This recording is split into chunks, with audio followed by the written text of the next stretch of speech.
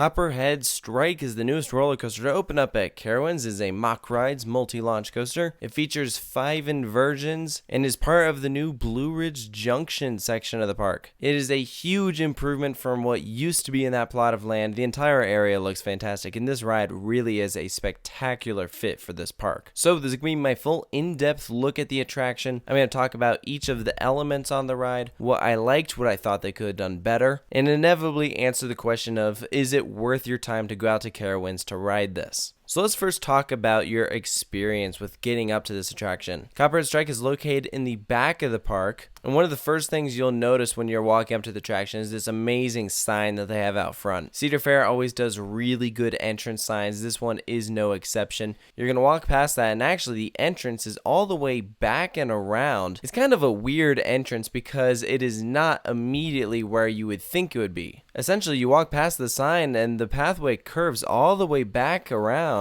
and there's the entrance. It's definitely strange, but I don't think it's that big of a deal. I rode this over opening weekend, and actually that entire pathway was being used as extended queue space, but normally that will not be there. Now, when you enter the queue line, you're going to notice a lot of theming. This is hands down the most themed Cedar Fair roller coaster. The amount of detail that they've put into all of the signage, all of the random objects, everything that ties in with the Copperhead Strike theme, you can find in the queue line and in the barn, which I'm going to get to. So really, my expectations were thoroughly exceeded in the theming category. Like, they easily could have just not done that and no one would have said anything or had any problem with it. But the fact that they decided to do that really tells you that they wanted to make this attraction look good. And because the ride does not have the best capacity, only 16 people per train, but they do have 3 trains, I think they expected that the lines would get long, and so they thought, hey, let's make the queue line at least look good so you don't mind as much waiting in it. So when you get into your station, you're going to pull down your lap bar. As with every Cedar Fair roller coaster, this does also have a seat belt. And note, with the lap bar, it will come down further during the ride. So with those airtime moments and positive G-forces, that lap bar likely will get tighter on your legs. So just be warned. But probably the most unique thing about Copperhead Strike is right when you roll out of the station, you literally roll out of the station into a JoJo roll, one of the few in existence. Most people know them from Hydra the Revenge at Dorney Park, but Copperhead Strike has one of these, and this is even better than Hydra's because this has a lap bar. You get so much hang time on this JoJo roll, and hang time really is a recurring theme that you're going to get throughout this ride. All those vertical loops, anytime you're going upside down, you are getting hang time. Interestingly enough, I would say there's more hang time on Copperhead Strike than hang time at Knott's Berry Farm. So that JoJo roll really is a cool element. That being said, it's always an element that I forget is even on this ride. Whenever I think of Copperhead Strike, I'm thinking about the actual layout, everything after that first launch out of the barn. So often when I find myself talking about the ride, I forget that the JoJo roll's even there. And I think its main purpose really is to just kind of start things off with a bang. It's very unconventional. Don't expect it to be the single best moment of this ride. If it was, then that would kind of make the rest of the ride look bad, doing your first element before you do anything else. So anyways, let's talk about this barn. This blew me away. It was so well themed.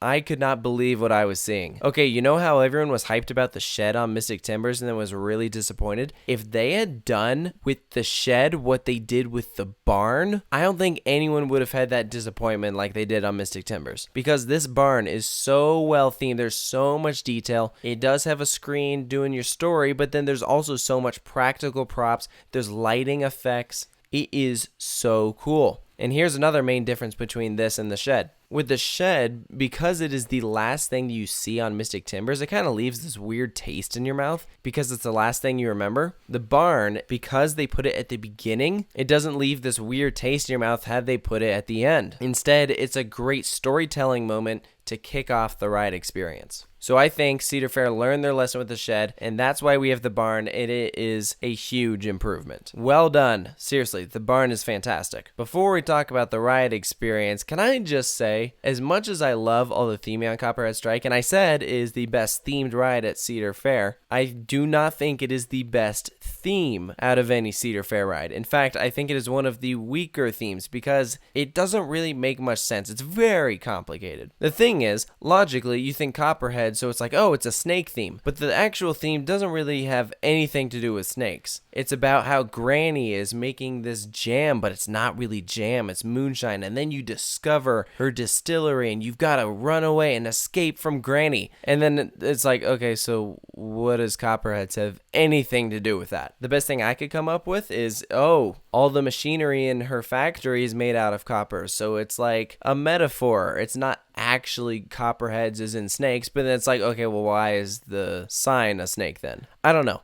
It doesn't make much sense. I felt like they were going for two different themes and tried to put them together, and it didn't really work. You have the Granny Jam theme, and then you have the Copperhead theme, and they're like, well, we'll just put them together, see what happens. And then you get this. So let's get into this ride experience. You launch out of the barn, and if you've ridden a roller coaster by MACK Rides, then you know not to expect much from the launch. Carowinds is marketing this as the Carolina's first double launch coaster, but the launches are not that great. MACK Rides is not exactly known for having the most forceful launches. It's a very gradual acceleration, so the whole point is just to get the train up to speed. So if you're expecting any force out of the launches like you're going to get on an air compressed launch or a hydraulic launch or an LSM launch even, don't expect that, because even though this is an LSM launch, this isn't going to feel anywhere near as cool as if you were on an Intamin launch coaster or even a Premier launch coaster. So don't really focus on the launches when you're going into Copperhead Strike. Do not expect much out of it. If you're expecting a forceful launch, you're going to walk away disappointed. And that goes for the second launch too, which is cool because it has this airtime hill there, but that has an even slower acceleration. You almost don't even feel the launch. But anyways, I'm getting ahead of myself. Let's talk about this first element after launch, which is a vertical loop. There are two vertical loops on this ride. Both of them give nice hang time.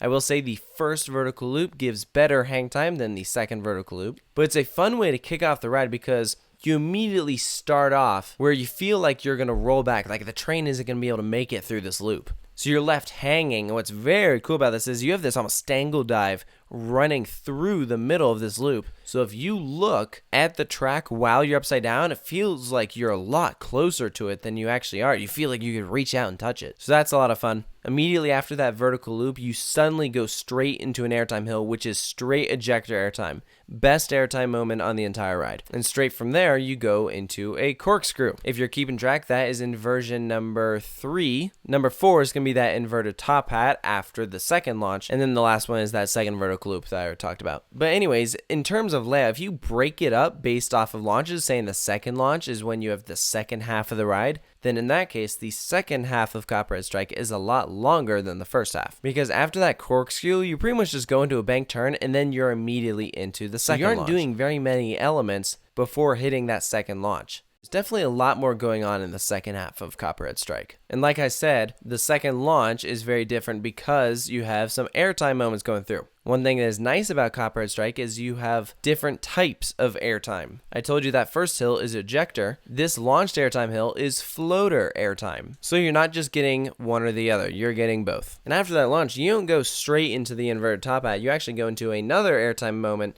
that steps up and then flips you upside down. It almost feels like a cutback, more so than an inverted top hat, because if you think of other inverted top hats, you're probably thinking of a ride like Mr. Freeze. Something that's very quick, meanwhile a cutback kind of holds you there. This one, you're definitely dangling. Again, another great hang time moment, which is by far the thing that Copperhead Strike does best. So straight after that inverted top out, you twist out, go into a bank turn, curving low to the ground into that second vertical loop, and then that sends you into your stangle dive through the first vertical loop. This is an awesome element. I love this because it's such a rapid fire transition, which you're going to get a lot of towards the end of the coaster. But this is nice because it takes you up high and then you twist rapidly to the right and dive back down close to the ground. And from here on out, the entire rest of the ride is just a mess of track. You're twisting every which direction, very low to the ground. There is a helix thrown in there, some small little airtime moments. I will say during this one helix towards the end, it does feel like the ride starts to lose a bit of its momentum. It doesn't quite keep the same pacing that you're seeing throughout the rest of the ride, which is a bit of a shame. When you experience that helix, you can just feel that you could be taking it a bit faster than you actually are. But the ride does have a great ending because right before you hit the brake run, you go into a nice ejector bunny hill, very small but very abrupt. and it catches you off guard because you're doing all these twisties and it's like, oh, we're not doing any more airtime, and then it's like, nope, we got one more. So I like that. I think it's a good ending. So out of all of the MACK Rides roller coasters I've ridden, which includes Blue Fire, Helix, Icon,